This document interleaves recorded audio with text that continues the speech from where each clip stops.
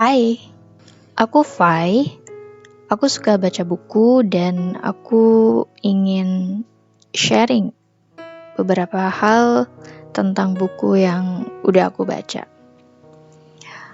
Kali ini aku akan sedikit mereview buku yang berjudul Kereta Semar Lembu. Aku tertarik untuk membaca buku ini karena apa? Karena ya, awalnya aku tertarik dengan cover bukunya yang menurut aku bagus banget dan unik. Begitupun juga dengan judulnya, Kereta Semar Lembu. Aku kira buku ini akan menceritakan seekor binatang, tapi ternyata tidak sama sekali. Dengan 320 halaman, Zaki Yamani bisa membawa buku ini ke penghargaan Sayembara Novel Dewan Kesenian Jakarta pada tahun 2021. Ya, Zaki Yamani merupakan penulis buku Kereta Semar Lembu ini ya. Buku Kereta Semar Lembu berhasil meraih posisi pertama dalam sayembara tersebut. Tapi jangan salah paham, walaupun judulnya Kereta Semar Lembu ya, tapi buku ini bukan tentang kereta, melainkan kisah tentang seseorang bernama Semar Lembu yang dikutuk tidak bisa jauh-jauh dari rel kereta api. Nah, sebelum bahas lebih lanjut, aku akan ceritakan sedikit kisah tentang Semar Lembu. Buku dengan genre fantasi, historical fiction, dan magical realism ini mengisahkan tentang lembu yang dikutuk sekaligus diberkahi. Kok bisa dikutuk sekaligus diberkahi? Bisa dong. Lembu diberkahi umur yang panjang, sangat panjang. Tapi dikutuk tidak bisa pergi jauh-jauh dari rel kereta api. Kenapa begitu? Karena lembu lahir saat jalur kereta pertama dibangun. Dia terlahir bersama kerincing yang terkalung di lehernya. Selama hidupnya, secara bergantian, lembu ditemani oleh 4 sosok punakawan. Dia juga bisa melihat sosok gaib yang orang lain tidak bisa lihat.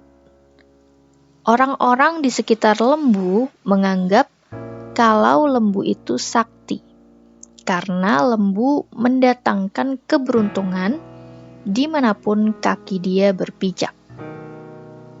Namun, sayangnya lembu ditakdirkan untuk memiliki kematian yang sangat mengerikan.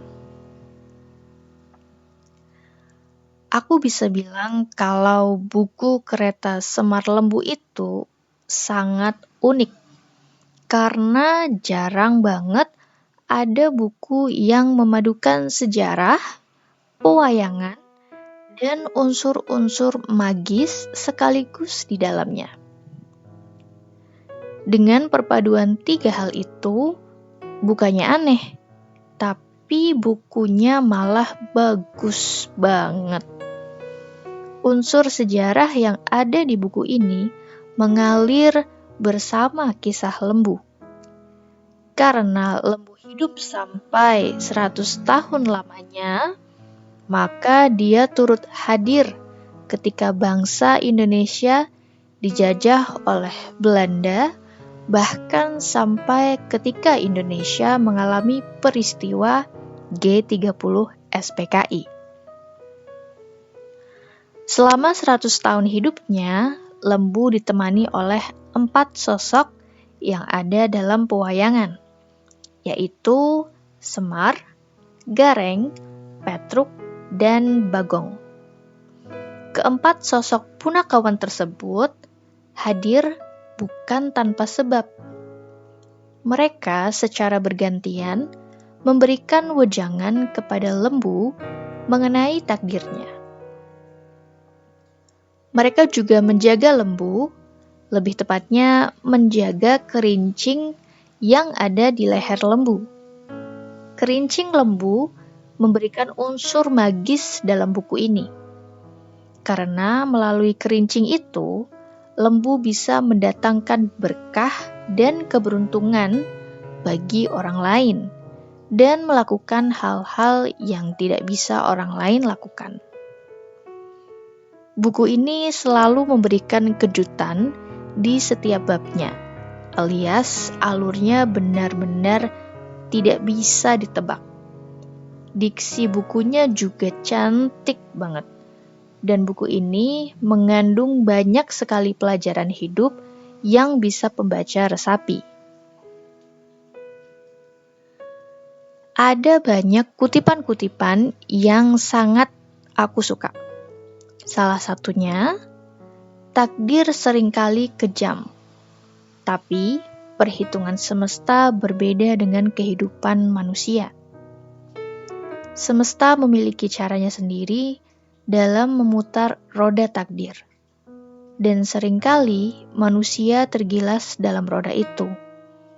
Tapi salahkah semesta jika ada yang tergilas? Tidak seorang pun salah dalam hal itu. Semuanya sudah diletakkan pada tempat yang seharusnya. Dan itu bukan perkara kejam atau tidak. Siapa yang tergilas dan siapa yang tidak, urusan takdir memang bukan untuk dicerna, tapi untuk diterima. Buku ini memang banyak membahas tentang takdir. Dalam kehidupan Lembu, dia memang mendapat banyak berkah. Lembu diberi umur yang panjang dan juga awet muda. Dia diberi kesempatan untuk menjelajahi berbagai jalur kereta api yang ada di Jawa. Lembu juga sempat memiliki istri yang sangat cantik. Namun, Lembu ditakdirkan memiliki kematian yang mengerikan.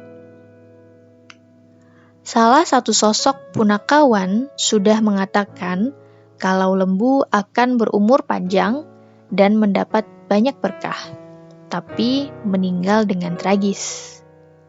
Hal itu menggambarkan kalau takdir manusia itu sudah tertulis dari mereka lahir dan tidak bisa berubah.